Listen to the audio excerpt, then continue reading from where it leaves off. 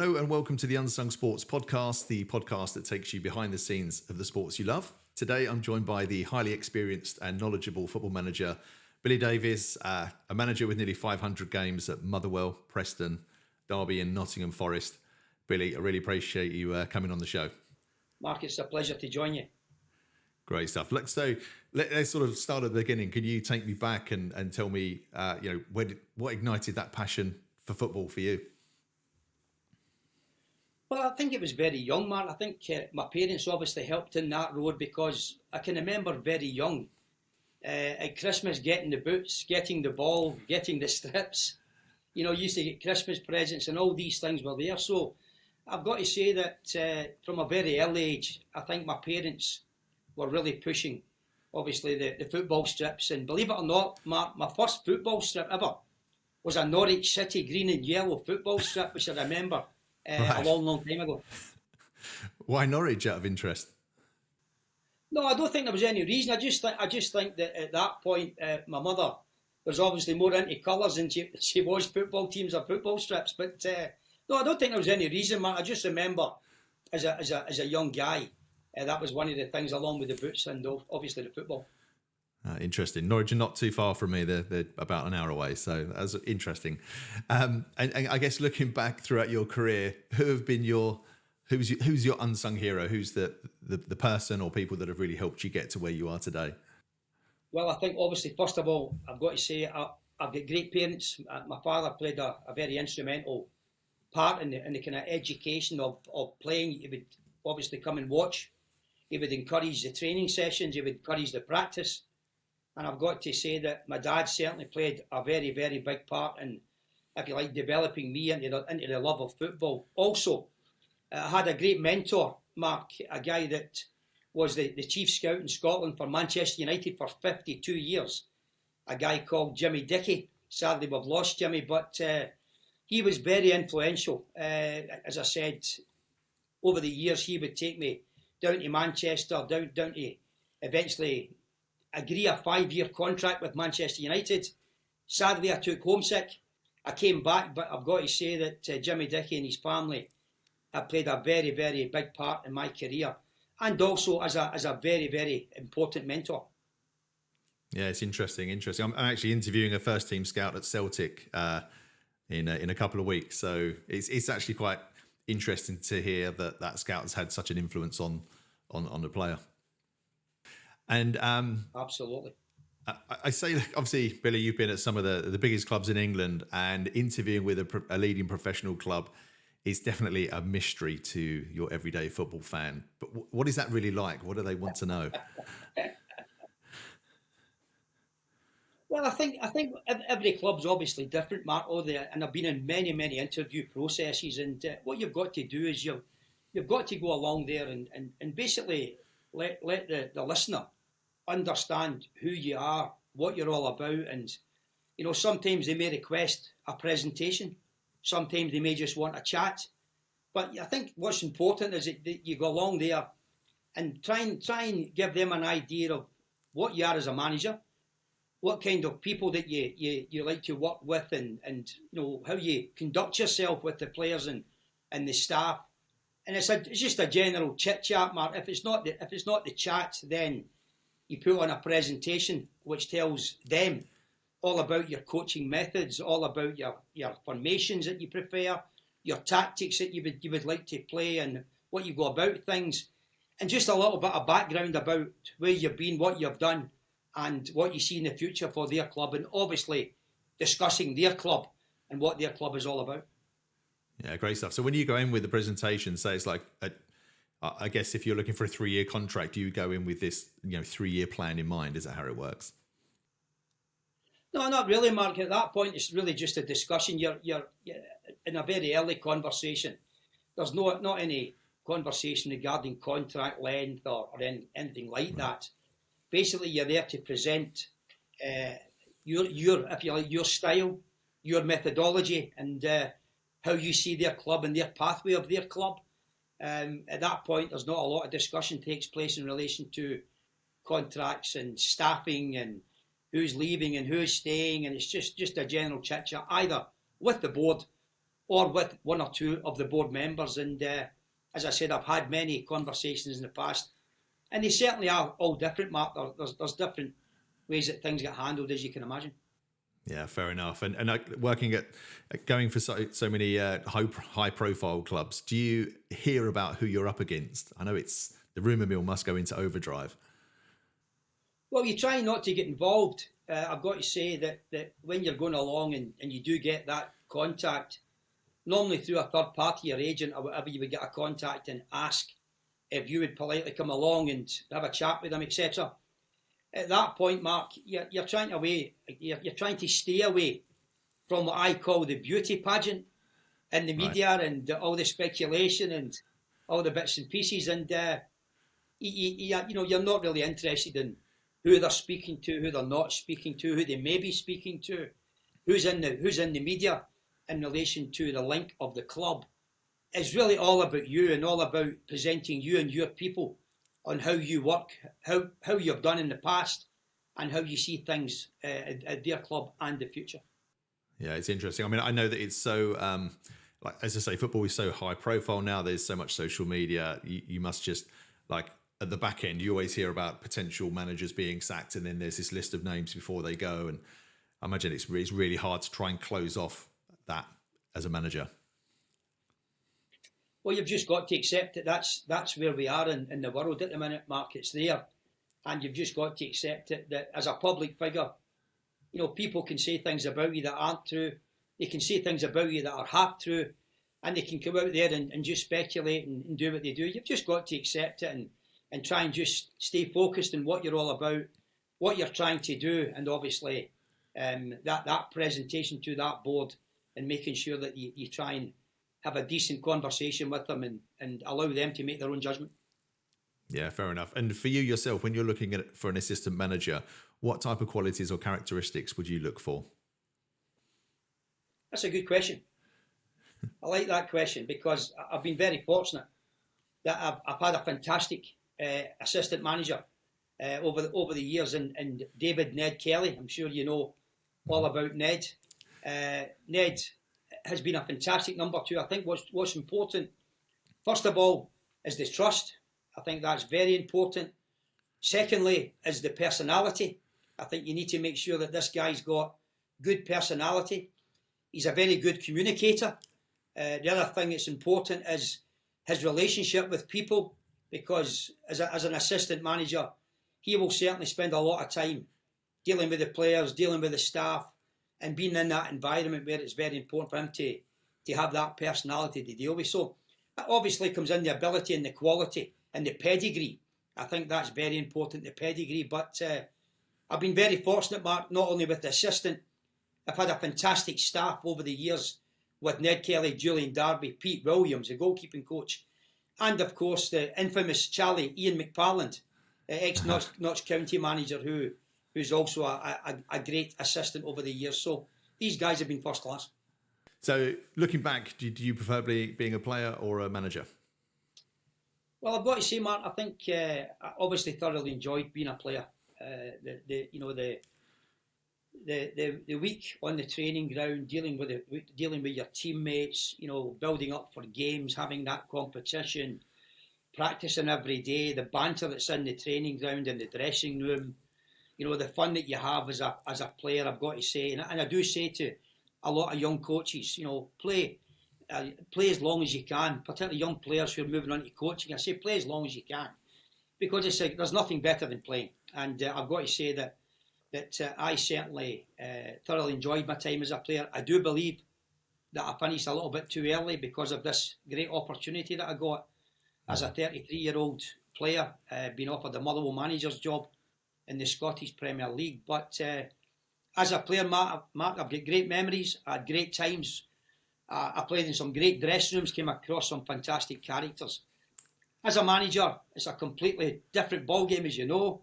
I do thoroughly enjoy coaching. Even as a player, man, I used to coach 2 or 3 times a week as a 26, 28-year-old player. And I'd go out there and I'd get involved in coaching, and I really loved coaching. I loved learning. I loved educating. I loved being a student of the game. And then when I went into coaching, I've got to say that I love it dearly. I'm very passionate about coaching and managing. I want nothing else. It's the only thing that drives me on to try and help teams and help players get better, to see the joy in fans' faces, and to deal with that big expectation as a manager or a coach. I think it's absolutely fantastic. Excellent. And for yourself, who was the best manager in terms of who did you learn the most out of? Well, I've got to say, Mark, what's very interesting is obviously over the time I think I've had something like 14 managers and 13 coaches, 27 in total. And a lot of these coaches are assistant managers, where people like Walter Smith and guys like that eventually came through as an assistant with Graham Souness, and then turned into be an excellent manager. And there's about I think 27 in total. I've got to say I've learned so many things from each and every one of them. Who's my favourite?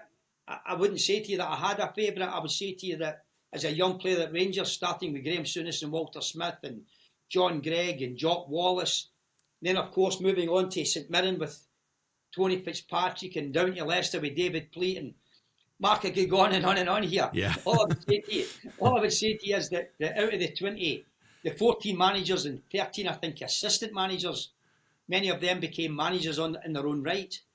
And the education that I had with every club, dealing with all these staff members, was absolutely first class. Brilliant. And throughout your time, who was the most skillful player you ever managed?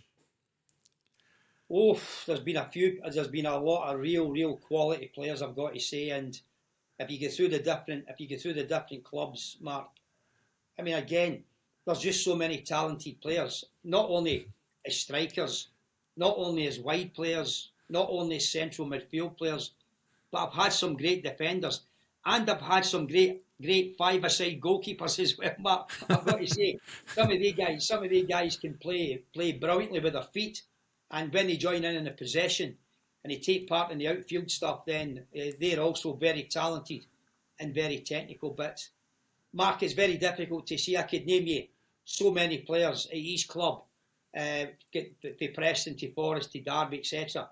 And again, you and I could spend the next 10 hours talking about all these very talented players in different positions.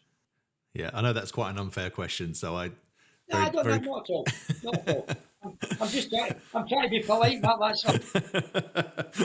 You never know when you'll cross paths. That's the problem. Exactly. Don't want to upset anybody. Just one of these players might phone me. And I know that strikers get all of the credit. We know that. That's sticking it in the back of the net's the hardest thing. But is there? Can you think of any like real underrated players? And again, I'm talking about these unsung heroes that did the ugly, the dirty work within a team. Well, let me say to you that, and I'll go through each team here, talking about underrated players. And at Preston North End, I would say to you there was probably a whole range of players I could pick here. But you've asked me a question, I'll bring it down into three. One that I had at Preston was a boy called Paul McKenna, club captain, eventually became club captain. A fantastic midfield player, a fantastic winner, a real quality player, admired by his teammates. And Paul McKenna, I think, in his younger days, probably could have and should have went higher, but he was a very talented player. The other two I would select at Preston, Graham Alexander, a fantastic Scotland international, excellent captain, again a real winner, a real great to work with, fantastic lad on the training ground, great in the dressing room, and he gave everything he could every single match. And then finally at Preston, Chris Laketti, the big tough centre back. Yeah. Big Chris was an outstanding leader, outstanding player to have in your club, a great team player, and I would say that these three guys at Preston. Derby County, Mark, I would say Big Stevie Howard, the striker that I brought in, a certain type of striker. I think he was hugely underestimated for what he brought to a team, and he played a certain way, he had a certain style, but there's absolutely no doubt that Stevie Howard, I think, was a tremendous guy to deal with. Again, excellent in the training ground, wonderful with his teammates, a real worker, a real leader. And then you've got the other two At Derby, I would say to you, you've got Paul Pesci-Salido, the striker. Pesh was a super talent, a real super talent. And then, of course, the club captain, Matt Oakley, ex-Southampton captain. Matt came to Derby, wonderful, wonderful personality, excellent representative for the dressing room and his teammates. And again, what he gave that club and how he played and how he went about his business was obviously first class. And then at Nottingham Forest, Chrissy Cohn, left back, left midfield, outside left, outside right, right back, centre back. Chris Cohn could play everywhere. Yeah. And he played everywhere very good. But I've got to say, Chris Cohn was absolutely first class. The other one that when I took over at Forest first time, I would say that Wes Morgan was greatly underrated. Mm-hmm. He was greatly underrated, particularly in his earlier years. Another guy that was so reliable, and another guy that was such a winner and a determined player. And he eventually went on to prove his true worth and what he was all about. And then I'll pick this last one, which on talent alone, on intellectual brain and clever brain, and David McGoldrick was a player that I greatly admired on his ability, his movement off the ball. You know, his football brain, Mark, was absolutely first class. So I would say to you that's a selection. Please, guys out there, all the other players, don't get upset. You were all brilliant for me. Brilliant, thank you, really appreciate that. And coming back to your managing, which opposing manager or club has been the hardest to negotiate with when you're trying to sign a player? Well, what normally happens, Mark, is I always believe, and this has always been my opinion, it should be chairman to chairman, chief exec to chief exec, sporting director to sporting director, and of course manager to manager, head coach to head coach. What my role would be in relation to a player is that I would make contact with the opposition manager out of courtesy. I would obviously register our interest in trying to sign the player, and then after that would then be passed on to the relevant people within the club, who would then go and negotiate the contract. You know, they would go and negotiate, if you like, the transfer fee or whatever it may be, and then that would take place, Mark. And then eventually the player would come into the stadium or the training grounds. I would go away and talk about football, and then his representatives would go away and talk about deals and contracts and transfer fees, and that's exactly how it works. Yeah, great stuff. And I saw a clip. I can't remember where it was or which club you were at, but there was talk there's potential of signing Gareth Bale. Was that ever close to happening? Well, it's a long story, Mark. I just remember. The chairman sending me an email about the potential of Gareth Bale, and obviously I said to the chairman, "Listen, who would not want Gareth Bale? He's such a wonderful talent." But at that point, he was basically out of reach for us, Mark. I think the chairman obviously done what he done with the acquisitions committee. They tried to do what they done, and in the end, it just didn't happen. Yeah, fair enough. And coming back to something you said earlier around the banter, because I think, again, that's really important in football, that camaraderie. And I did see, again, another clip where one of your players was being interviewed, and I think you rushed in and pushed him out the way, which made me laugh. But what's your funniest football memory? Oh, Mark, funniest football memory. I've got to say, I could give you loads, but I'll talk about Jamie Mackey at Forest had a little smart car. And when we were at Forest, like all the clubs, we sit and we make up all these different fines. But these fines are not to punish people. They go towards their end of season, time away or Christmas party, or we would put money towards a charity. So we always try to catch people. And one of the rules at the time, Mark, was that none of the players were supposed to park in any of the staff car parking spaces. Right. And what normally happens is if you get caught doing something, one of the players would take a picture, and then at the end of the week when we're having a team meeting, we would have a presentation and we would put up the evidence, then we would have a kangaroo court to see whether this player is guilty or not guilty. So the players decided, Jamie Mackey's smart car, they decided that they would take his car, they would go and move it, a big collection of them, move it into a space of one of the staff. They obviously took a picture of this very, very serious crime of parking that little smart car in the space. And then at the end of the week, Mark, we got the video up, we put the picture up, we got Mackie over, and we absolutely terrorised him on his attempt to park his car. Of course, he wanted some backup and he wanted some representation, and I've got to say it was very funny. The other one as well, Mark, I'll tell you about was Isaiah Osborne at Nottingham Forest. Very funny. We had a Saturday 3 o'clock kickoff, and on the Friday, Kelvin Wilson decided to tell Isaiah that it was a 5 o'clock kickoff, not a 3 o'clock kickoff. Believe it or not, Isaiah believed him. Isaiah turned up late for the game on the Saturday. Fortunately enough for him, he wasn't in the squad because at that time you could only play 5 loan players from the 7 that we had. So he wasn't in the squad, Mark, but he was very, very fortunate because he did believe one of his teammates it was a 5 o'clock kickoff. Sadly, it was a 3 o'clock kickoff. And this guy was very, very fortunate. Excellent. So just going back to Mackie, they actually lifted his car up and moved it. Just a group of lads. Mark, it was so funny. The whole group got this little smart car, and they obviously bumped it, and they moved it across into the staff car parking space, and then to take the picture of it, and then of course they have that meeting at the end of the week, and as you can imagine, Mark, the video evidence went up. Jamie Mackie was, he was absolutely astounded, and the banter that went on in that meeting, and of course Mackie did get fined. And I've got to say, the players thoroughly enjoyed that move. I bet. And then he bought a transit van. Well, exactly, yeah. He bought the transit van. But Derby with a cracker with Seth Johnson at Derby. And it was round about this time, around about kind of Guy Fawkes time. And I remember somebody coming into the club with fireworks for the players.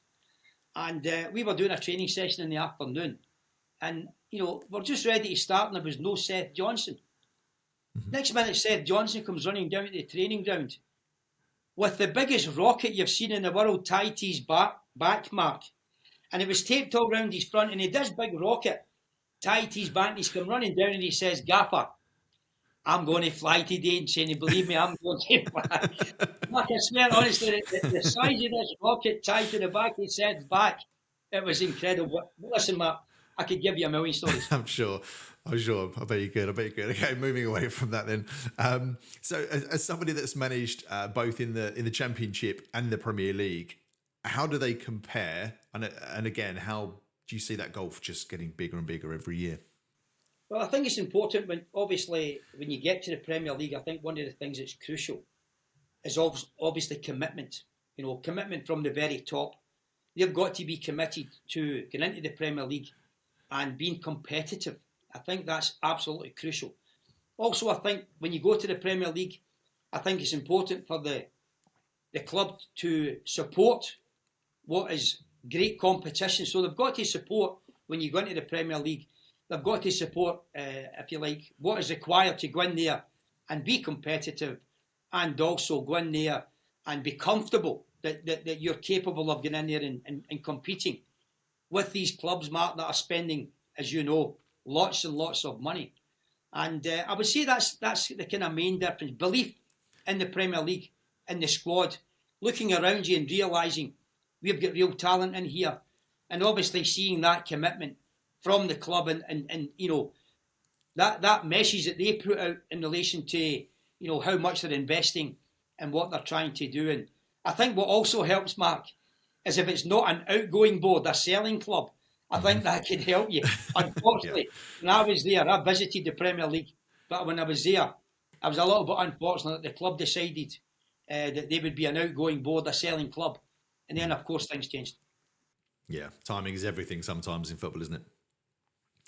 I'm going to get a little bit stato on you here, bit of statistics, but this is really interesting, I found. So, were you aware that throughout your time across 478 games with Motherwell, Preston, Derby and Nottingham Forest, that your win ratio was 40.8%, which is higher than Harry Redknapp at 40.2, Sam Allardyce at 38.6, Mark Hughes 37.4, Steve Bruce 37.2, and Roy Hodgson at 36.4. That's quite an incredible stat when you think about it. That's a real successful stint as a manager.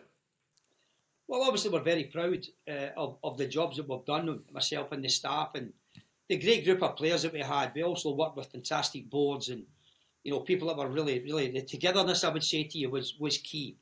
And when you get that togetherness and when you get that focus and commitment, then of course you can achieve great things. And we're obviously very proud at every club, from where we took over to where we left them.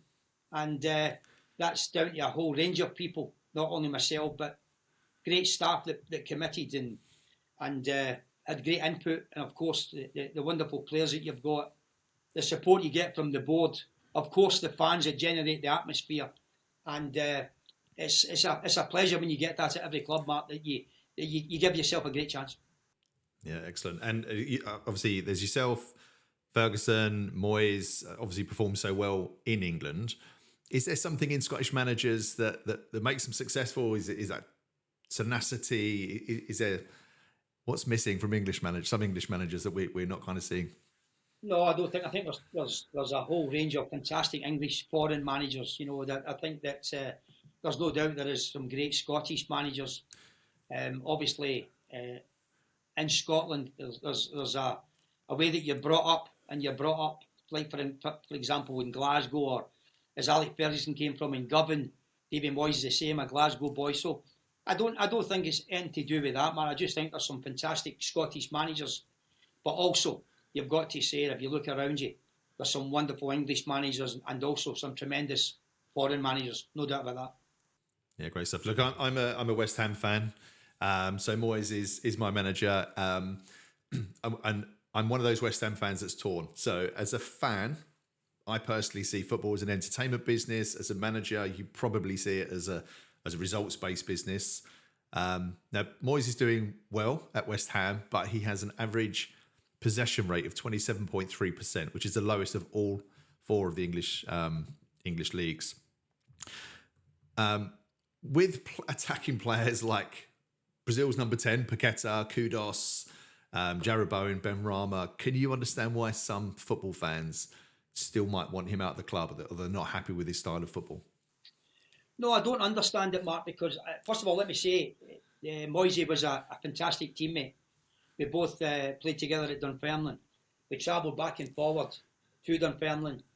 I've got to say, he was a great teammate, a great character, again, a wonderful leader, a great example. And even in his early days, he was a very, very big student of football, let's say.